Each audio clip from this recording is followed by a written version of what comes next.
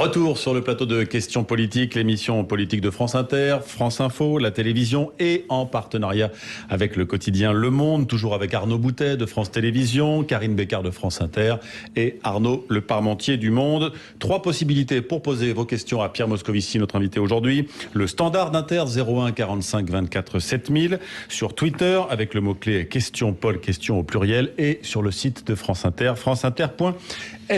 Une première question de Guillaume qui nous appelle de Guadeloupe. Bonjour et bienvenue Guillaume. Oui, bonjour à tous et merci pour vos émissions.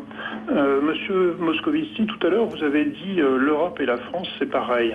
Alors, pensez-vous défendre les intérêts de la France alors que votre position de commissaire européen vous contraint à chercher le compromis permanent, car devant satisfaire les exigences divergentes de 27 pays, qui plus est dans le carcan des traités européens. On peut d'ailleurs se demander de qui vous défendez les intérêts quand on sait que vous êtes membre sélectionné de la French American Foundation, tel que le dénonce l'Union populaire républicaine.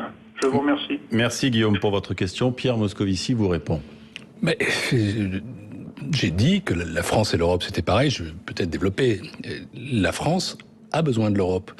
Une France qui ne serait pas une France européenne, c'est une France faible, c'est une France repliée sur elle-même, c'est une France qui n'a pas de débouchés, c'est une France qui n'a pas d'influence, c'est une France qui ne serait pas une puissance dans le monde. Mais à l'inverse, l'Europe a besoin de la France, car si on n'a pas d'idées françaises, si on n'a pas une certaine conception française de ce que doit être le modèle social et culturel de l'Europe, alors à ce moment-là, cette Europe, elle se tourne trop du côté de l'ultralibéralisme. Tout à l'heure, on évoquait Madame Merkel. J'ai beaucoup de respect pour Madame Merkel, mais je ne souhaite pas qu'elle soit le leader et le seul leader de l'Europe. Je pense qu'on a besoin d'un couple franco-allemand qui soit équilibré et donc d'une France forte. Pour le reste... C'est pas le cas, c'est pas équilibré en ce moment, Arnaud le couple franco-allemand. Vous avez dit vous-même, je crois tout à l'heure, que l'Allemagne était la principale puissance économique d'Europe, c'est incontestable. L'Allemagne a aussi un poids politique en Europe, mais elle ne peut pas l'exercer seule, elle ne le souhaite pas d'ailleurs. C'est un pays qui est très conscient des risques de l'hégémonisme, elle en a vécu de manière historique les dangers, mais pour ça, il faut aussi qu'il y ait des idées françaises fortes. Et je souhaite que dans la prochaine campagne présidentielle, les candidats assument leur vision de l'Europe, qu'ils énoncent leur vision de l'Europe et qu'ils aient des propositions pour l'Europe. Et je trouve, c'est vrai, que le débat politique français ne parle pas assez d'Europe ou qu'il en parle mal parce qu'il laisse ce sujet à Marine Le Pen. J'ai envie que le prochain président de la République française soit un pro-européen engagé avec une vraie vision qu'il puisse non pas opposer mais combiner avec celle de Madame Merkel et avec ce que proposent les institutions. Et vous savez, il y a beaucoup de gens qui en ce moment demandent un référendum sur l'Europe. Je trouve que c'est une absurdité, que c'est un très grand danger. On a pu voir ce que ça donnait avec le Brexit. Ça laisse tout le monde dans une situation qui ensuite est une situation de gâchis total. Mais en revanche, je souhaite que l'élection présidentielle elle-même soit un référendum sur l'Europe. Ce serait une élection gâchée, en tout cas une élection imparfaite ou partielle, s'il n'y avait pas un grand débat européen avec des vrais pro-européens qui disent leurs convictions. Je les appelle donc, ceux qui sont candidats à cette fonction, à le faire. Une question d'Arnaud Boutet, je crois. Vous dites que l'Europe, la France, c'est pareil. En tout cas, la question de l'auditeur est celle-ci. Est-ce que vous avez aussi, on peut vous reprocher d'avoir été peu sévère vis-à-vis de la France au moment de son budget?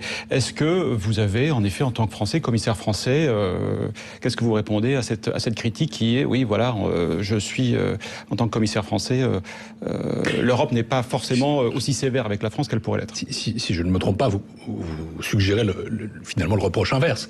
Puisque lui me considère comme trop peu français, on pourrait me considérer comme trop français. Ce qui, d'une certaine façon, est rassurant. Non, la Commission est une institution indépendante.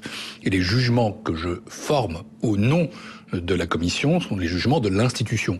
Quand nous disons que la France est à 2,9, c'est pas mon jugement personnel, même si c'est moi qui suis le commissaire en charge, c'est celui de la Commission, à l'unanimité, et de ses 28 États membres.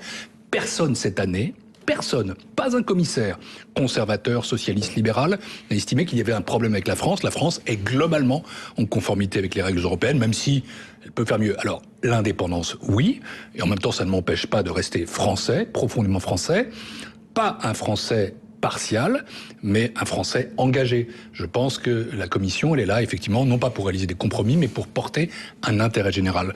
Je le fais, franchement, avec beaucoup de confort intellectuel. Je suis totalement européen et totalement français. L'intérêt général, en ce moment, c'est quand même très laxiste. Attendez.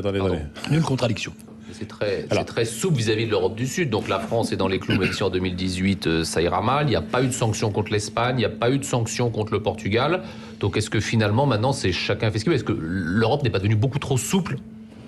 D'abord, vous m'avez mal compris tout à l'heure. Entre 2018, la France peut tout à fait être dans les clous, sans faire d'efforts considérables, puisque spontanément, elle serait à 3,1%, et donc rester durablement en dessous de 3% est absolument jouable. Ensuite, vous avez peut-être, vous, une conception de l'Europe qui est une conception majossiste, dans laquelle on doit penser que la purge, c'est bon. Ma conception de l'Europe n'est pas une conception de l'Europe comme une punition ou une contrainte. La meilleure façon de faire rejeter l'Europe, c'est d'être dans l'attitude du père Fouettard. C'est pas cette attitude-là que je souhaite, c'est pas celle que j'adopte. Il ne s'agit pas d'être laxiste, et nous ne l'avons jamais été, ni avec l'Espagne, ni avec l'Italie, ni avec le Portugal, ni avec la France. Il s'agit simplement d'être conscient que la politique budgétaire européenne aujourd'hui, elle doit être tournée vers la croissance. Il y a finalement deux butoirs pour nous. Il y a le butoir des obligations juridiques, et je ne ferai jamais rien qui soit contraire aux règles du pacte de stabilité et de croissance, parce que c'est ma fonction. Et il y a la volonté politique. La volonté politique, c'est d'avoir une Europe qui soit une Europe de la croissance, de la cohésion sociale, de la réduction des inégalités. Et soyons conscients que dans ce moment où nos concitoyens doutent de l'Europe, où il y a un désenchantement par rapport à l'Europe, où il y a des pays et des partis anti-européens, le Front National en est un, il faut que l'Europe soit capable de montrer qu'elle a un bon toucher de balle politique dans le cadre de ces règles, c'est-à-dire qu'elle est capable de les interpréter de façon flexible et intelligente, de ne pas être dans la punition. Quand je vois le Portugal, et j'y étais hier encore, c'est un pays qu'on a besoin de soutenir pour qu'il reprenne son élan et que la population reste, que les jeunes y trouvent un avenir. Donc non, une commission punitive, ça n'est pas ma conception, mais une commission qui applique les règles avec intelligence, totalement. On repasse au standard de France Inter.